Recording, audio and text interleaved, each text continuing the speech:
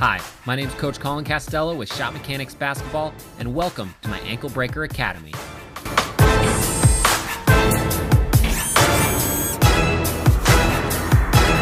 Today I'm going to walk you through the 8 best tips so you can become an ankle-breaking ball handler just like the best players in the world. So are you ready?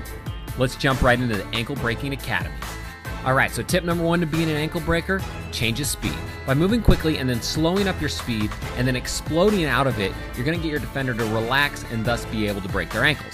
By changing your speed, you can pretty much assure that you're going to be able to blow by your defender at any point. So a great cadence to think about when you're trying to break somebody's ankles are going fast, slow, to fast again. Now this can be simple. It can be as easy as just a little raise of your shoulders or a little hesitation with the basketball, pretty much anything to get your defender up out of their stance. So experiment a little bit with your speed and pace. It can be in the open court, it can be when you're attacking the basket. Pretty much any time you're changing your speed from slow to fast or fast to slow, it's going to have great results against the defense. Alright, key number 2 to breaking ankles, change a direction. And this is probably one of the most important parts of breaking somebody's ankles, and that's getting them to move one direction and then whipping the ball back the opposite. This way you can actually use the defender's momentum against them and absolutely destroy their ankles. When you get them moving in one direction and when you yank the ball back the opposite, it's going to have devastating effects. So you can change direction 3 different ways. You can change from left to right, from right to left, and from front to back. Work on being able to quickly change directions from all 3 possibilities and you'll be an absolute unstoppable ball handler. And on to key number 3, attack the top foot. Now most of the time your defender's going to be forced to give you a top foot, and that's the foot that's closest to you, the ball handler. Now attacking the top foot's important because anytime you can beat the top foot or make them move it, you're forcing the defender to swivel their hips and be out of position. When you attack that top foot, you get them moving and thus make them super vulnerable to a devastating crossover. What's funny is most of the time the defender's going to tell you exactly where to crossover just by where they put their top foot. If they don't give you a top foot, you can just attack them one direction until they do. So if you really want to be a certified ankle breaker, I suggest that you start paying attention to your defender's feet. And odds are if you can attack that top foot, you're going to drop them at some point. Alright, the next key to breaking ankles is selling it with your eyes. Now this is a really underutilized part of crossing over and ankle breaking that a lot of players don't use. And it's one of the main reasons why guys like Kyrie Irving and Stephen Curry have some of the best crossovers in the league. Now your defender's always trying to read you, and your eyes are what tells a major part of the story. So if you can look your defender off either to the left or to the right or up, whatever the opposite direction where you're wanting to go with your crossover, you can hit them with devastating results. Alright, so to simplify it all, just think about this. Look one direction and then cross over the opposite way. Now if you compare this with your change of speed, change of direction, and attacking the top foot, it's going to make it that much more effective. So sell those eyes and I guarantee you break an ankle the next time you play. Alright, next up, we want to keep the crossover low.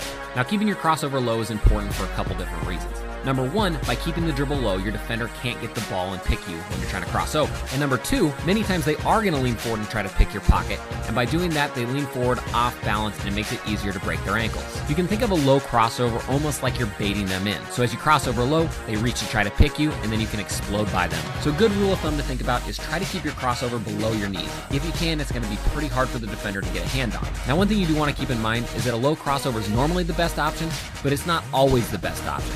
If the defender's hands in the space, that's not where you want to cross over. So just something to keep in mind. Alright, next up, let's talk about throwing your shoulders. Now anytime you're changing direction, whether it's on a crossover or a pullback or a step back, you can throw your shoulders over your front knee as you're getting ready to pull the ball back. It's going to make your defender think you're moving that direction. When your shoulders go forward, it makes you look like you're in attack position, making the defense think that you're going to continue your drive that same direction. So, by throwing your shoulders forward and then yanking the ball the opposite direction, you many times get your defender to fall with a mean ankle breaker. Now, when throwing your shoulders, one thing that you're going to keep in mind is that you're going to be exploding in the opposite direction. So don't let your shoulders get too far forward so you're off balance. One thing that helps is you can make sure that the leg that you're throwing your shoulders towards is loaded and ready to spring in the opposite direction. If you try to do it with a straight leg, you just might break your own ankle. So make sure that that leg's loaded and ready to push back in the opposite direction. Now let's talk about on-ball picks or screens. Now this is great because it's almost a guaranteed ankle breaker every time. Now when your teammate's coming to set an on-ball pick, odds are that the defender's going to be trying to cheat to get over the top quickly. Pick and rolls are really hard to defend for the guy guarding the basketball, so he's probably going to jump to any sort of fake that leads towards the screen. So on offense, sometimes it's as simple as just a jab step towards the screener to get your man to jump to open up the lane. Now what's even better about this situation is if they don't bite on your fake, you can just use the pick and roll and they're probably going to be out of position then. So either way, you're going to get a great look out of it. So use that ball screen to bite the defender and you'll get some nasty crossovers.